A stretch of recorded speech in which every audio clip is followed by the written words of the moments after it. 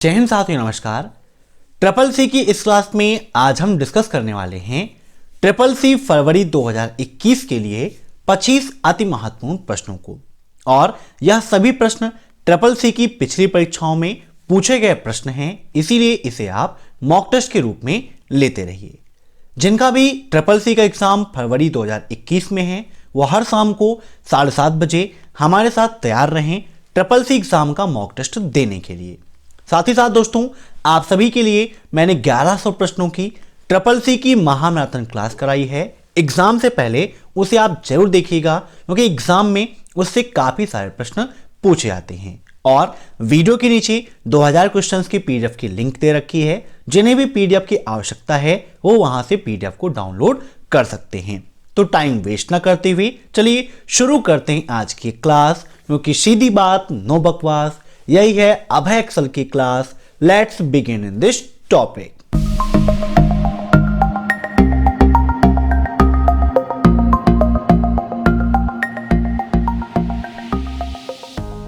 दोस्तों, पहला प्रश्न है आपका, बुलियन डेटा सेल में किस प्रकार के वैल्यूज की अनुमति होती है।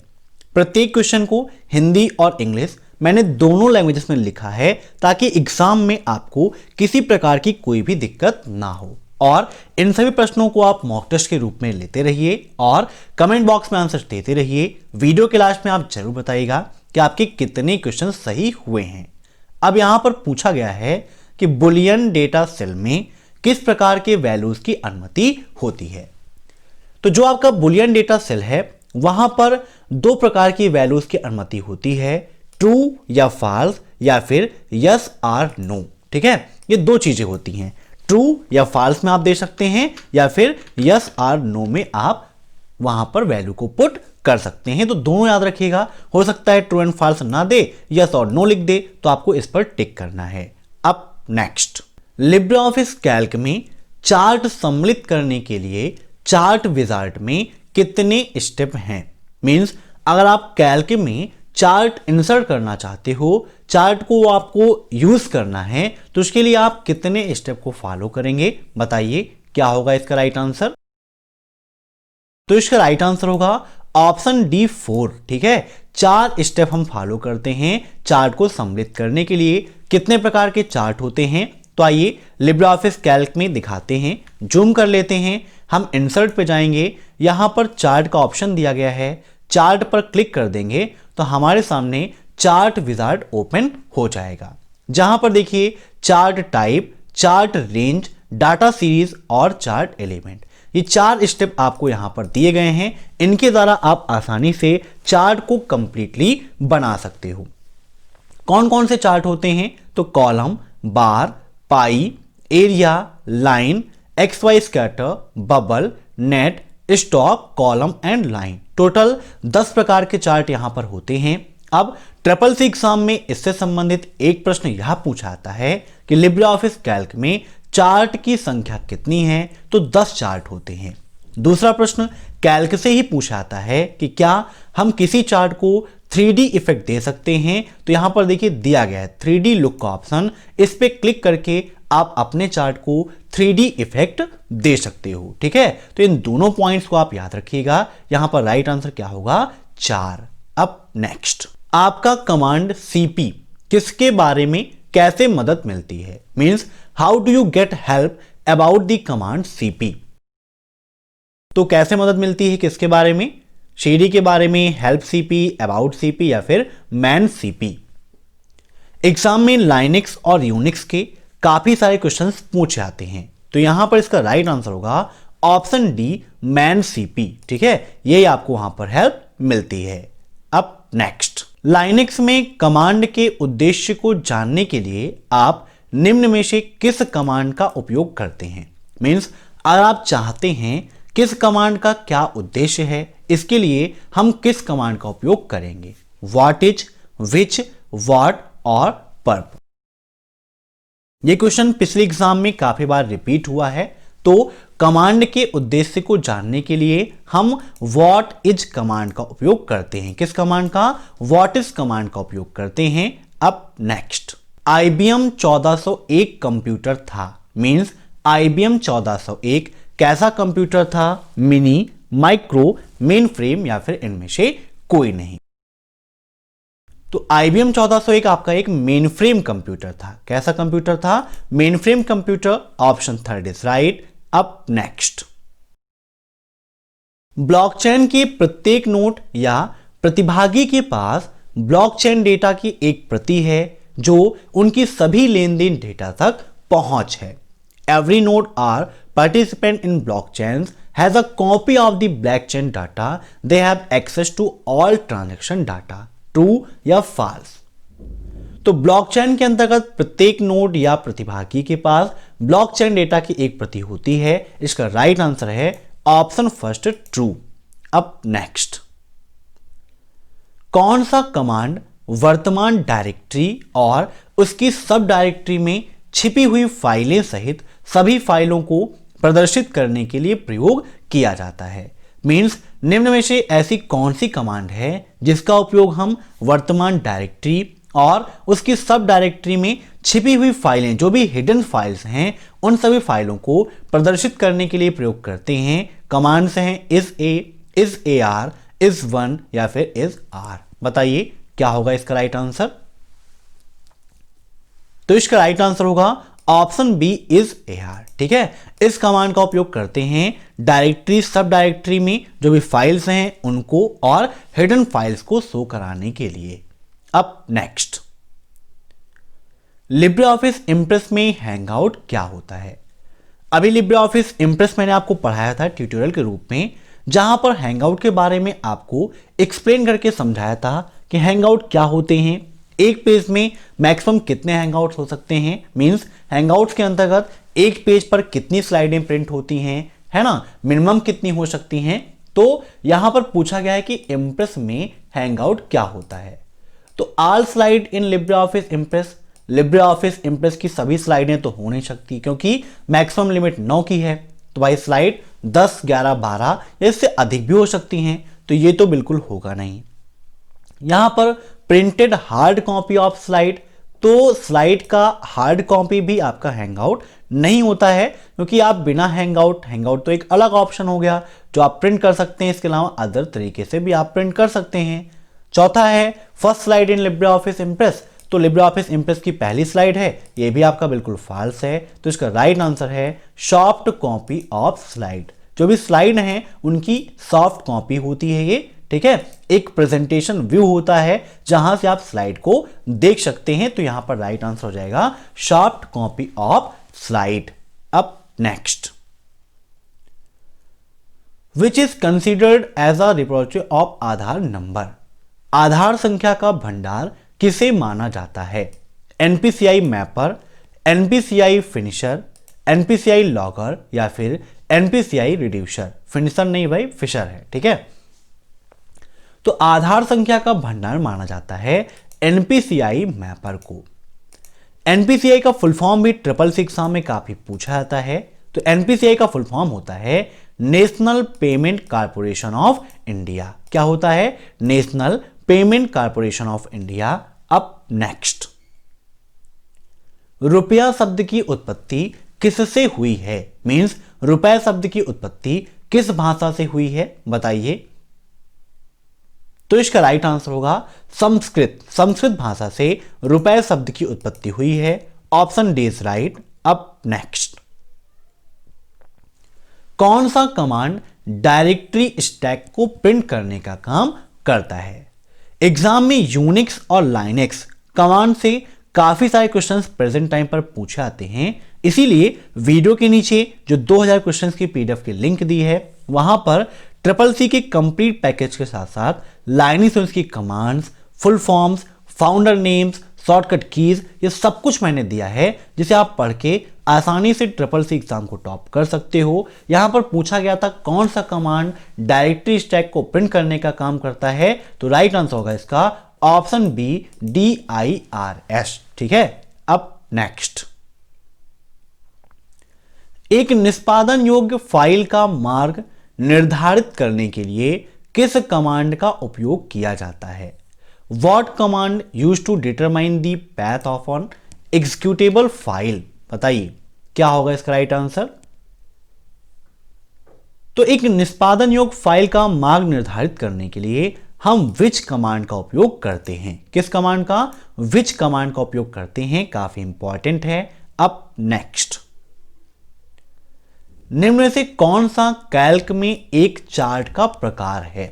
अभी मैंने आपको सारे चार्ट दिखाए थे और ऐसा क्वेश्चन ट्रिपल सी एग्जाम में हर बार पूछ लेता है कि कौन कैल्क में चार्ट का प्रकार है या फिर निम्न में से कौन सा चार्ट का प्रकार नहीं है।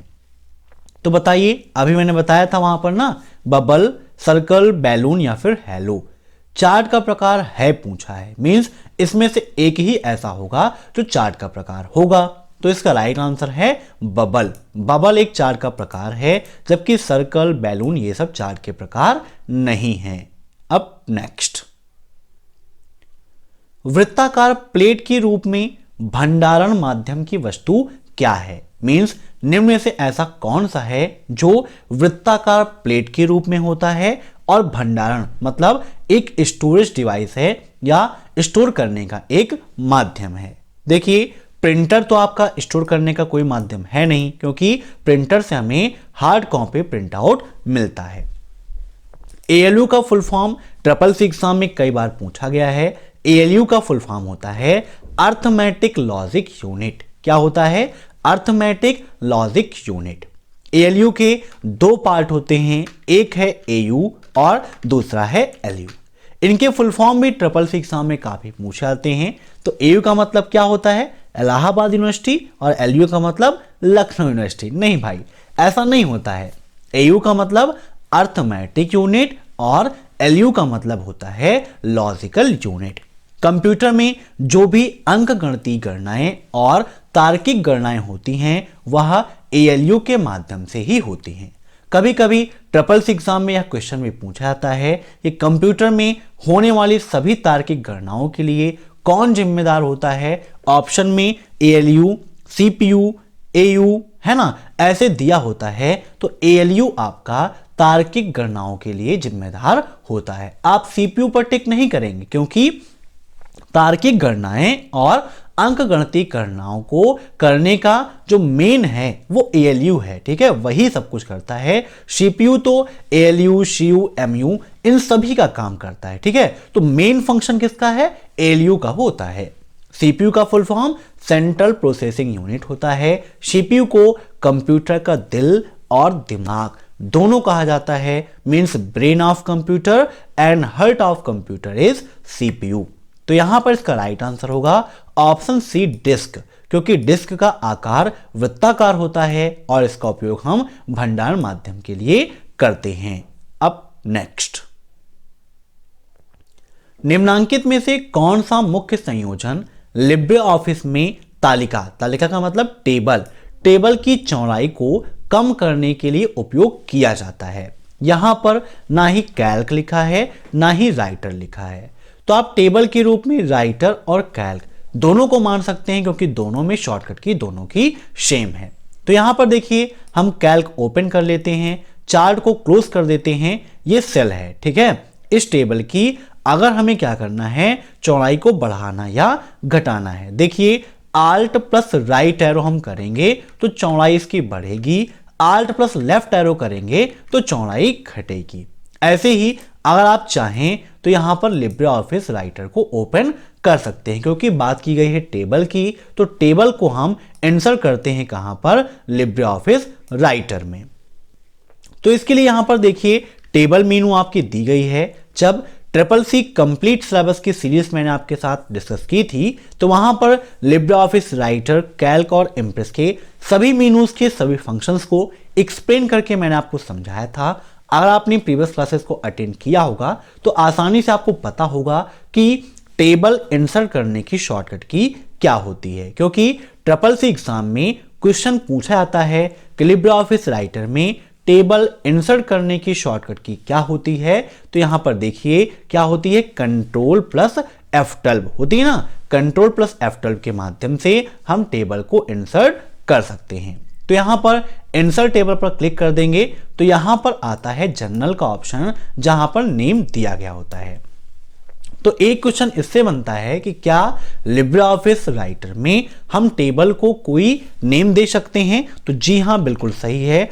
आप जो भी नेम देना चाहते हैं वो नेम आप यहां से दे सकते हैं। देन आप इंसर्ट पर क्लिक कर देंगे तो यहां पर टेबल इंसर्ट हो गई है। अब इसकी जो चौड़ाई है इसको बढ़ाना है तो आल्ट प्लस राइट एरो, और कम करना है तो आप आल्ट प्लस लेफ्ट एरो का उपयोग करेंगे। राइट एरो इंक्रीज करने के लिए और लेफ्ट एरो को डिक्रीज करने के लिए उपयोग करते हैं। तो यहां पर पूछा था चौड़ाई को कम करना, तो कम करने के लिए आल्ट प्लस लेफ्ट एरो का उपयोग किया जाता है, नोट कर लीजिएगा।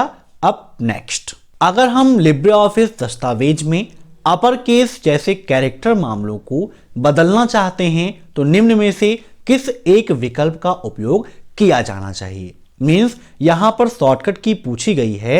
अगर आप अपर केस जैसे कैरेक्टर मामलों को बदलना चाहते हैं, मींस कोई अगर आपका टेक्स्ट है वो अपर केस में है, उसे आप लोअर केस या प्रॉपर केस में कन्वर्ट करना चाहते हैं, तो उसके लिए आप किस शॉर्टकट की का उपयोग करते हैं? दोस्तों, अगर आपको यह पता होगा कि इन सभी चीजों के लिए हम किस फंक्शन का उपयोग करते हैं तो आसानी से आप इसका राइट आंसर बता सकते हैं।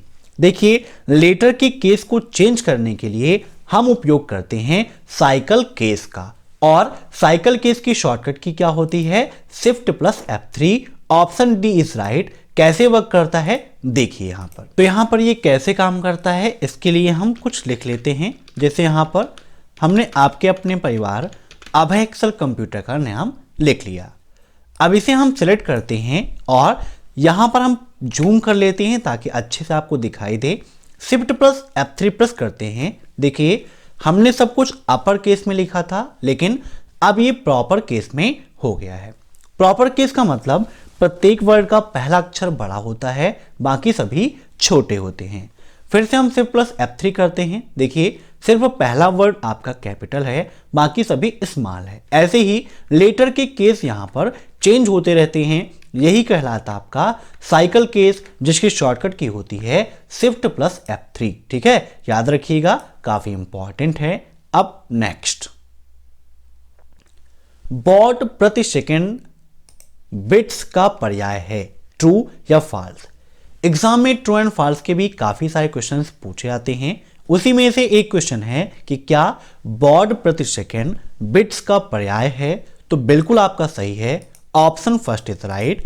अब next, Apple company used chips from for their computer. आपने एप्पल के कंप्यूटर्स देखे हैं, तो उसी से रिलेटेड एक क्वेश्चन पूछा गया है कि एप्पल कंपनी अपने कंप्यूटरों में जो चिप यूज करती हैं वह किसकी होती है? मोटोरोला की, इंटेल और मोटोरोला की, सिर्फ इंटेल की, या फिर इनमें से कोई नहीं? एप्पल कंपनी के जो भी प्रोग्राम्स हैं या फिर जो भी मशीनें हैं, डिवाइसेस हैं, चाहे वो लैपटॉप हो या फिर मोबाइल फोन्स हो, काफी बेटर होते हैं। यहां पर बात की गई है एप्पल कंपनी जो चिप यूज करती है वो मोटोरोला कंपनी की यूज करती है। तो राइट आंसर क्या होगा? Option first, Motorola. बहुत सारे लोग आश्चर्यचकित होंगे कि एप्पल कंपनी मोटोरोला का चिप उपयोग करती है, लेकिन यह बिल्कुल सत्य है। अब नेक्स्ट,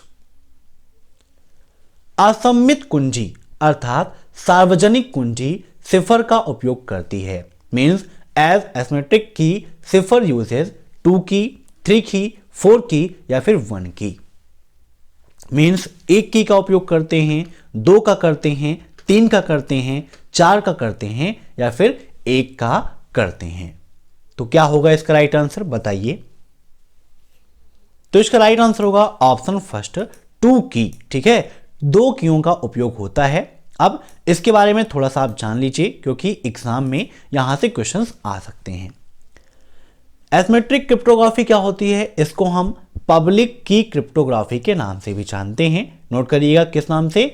पब्लिक की क्रिप्टोग्राफी के नाम से भी जानते हैं। यह 2 का मिक्सअप होता है, मीन्स 2 का पेयर होता है। एक होती है पब्लिक की और दूसरी होती है प्राइवेट की। ठीक है, नोट कर लीजिएगा इन पॉइंट्स को। अब नेक्स्ट, यह एक ब्लॉक डिवाइस है। मीन्स निम्न में से कौन सा ऐसा है जो ब्लॉक डिवाइस का एग्जाम्पल है? टर्मिनल, डिस्क, माउस या फिर प्रिंटर। तो ब्लॉक डिवाइस क्या होती हैं? जो आपकी मास स्टोरेज डिवाइस होती हैं उन्हें हम कहते हैं ब्लॉक डिवाइस, जैसे कि हार्ड डिस्क, फ्लॉपी डिस्क, ये सब। ठीक है, तो यहां पर ये नहीं दिया गया है हार्ड डिस्क, फ्लॉपी डिस्क, यहां पर डायरेक्टली डिस्क लिखा गया है, तो राइट आंसर क्या होगा? Option B, disk. Mouse, printer, ये सब क्या हैं? तो आपकी आउटपुट डिवाइस हैं। याद रखिएगा, यहां पर माउस आपकी इनपुट डिवाइस है। कैसी है? माउस इनपुट है, जबकि प्रिंटर आपका आउटपुट डिवाइस है। ठीक है, इस पॉइंट को आप याद कर लीजिएगा। अब नेक्स्ट, आप एक वेबसाइट सुरक्षा प्रमाण पत्र कैसे पा सकते हैं? How can you locate a website security certificate? By clicking on padlock icon, means आप पैडलॉक आइकन पर क्लिक करके सुरक्षा प्रमाण पत्र प्राप्त कर सकते हैं। By doing on online search, means online search करके आप वेबसाइट का सुरक्षा प्रमाण पत्र पा सकते हैं। दोनों के द्वारा या फिर ईमेल के द्वारा कांटेक्ट करके आप सुरक्षा प्रमाण पत्र प्राप्त कर सकते हैं। सुरक्षा प्रमाण पत्र का मतलब होता है कि वहां पर एसएसएल के बारे में बात की गई है। किसके बारे में? एसएसएल, मीन्स वेबसाइट सिक्योर है या फिर नहीं है। तो इसका राइट आंसर होगा option first, by clicking on padlock icon. कैसे होता है देखिए, यहां पर जैसे यहां पर हमारी वेबसाइट ओपन है niletexams.in, यहां पर जूम करके दिखाते हैं, ये हमारा पैडलॉक आइकन होता है। पैडलॉक आइकन पर देखिए जैसे हमारा कर्सर जाता है, यहां पर आ रहा है व्यू साइट इंफॉर्मेशन। इस पर आप क्लिक करते हैं तो अगर कनेक्शन सिक्योर है तो यहां पर लिख के आएगा कनेक्शन इज सिक्योर। ऐसे ही यहां पर सर्टिफिकेट देखिए लिखा गया है सर्टिफिकेट वैलिड, इस पर आप क्लिक कर देंगे तो यहां से आप सर्टिफिकेट को देख सकते हैं। ठीक है, तो ऐसे ही आप क्लिक करके पैडलॉक आइकन पर देख सकते हैं कि कोई वेबसाइट सिक्योर है या फिर नहीं है। उसका सुरक्षा प्रमाण पत्र आप प्राप्त कर सकते हो, देख सकते हो। अब नेक्स्ट,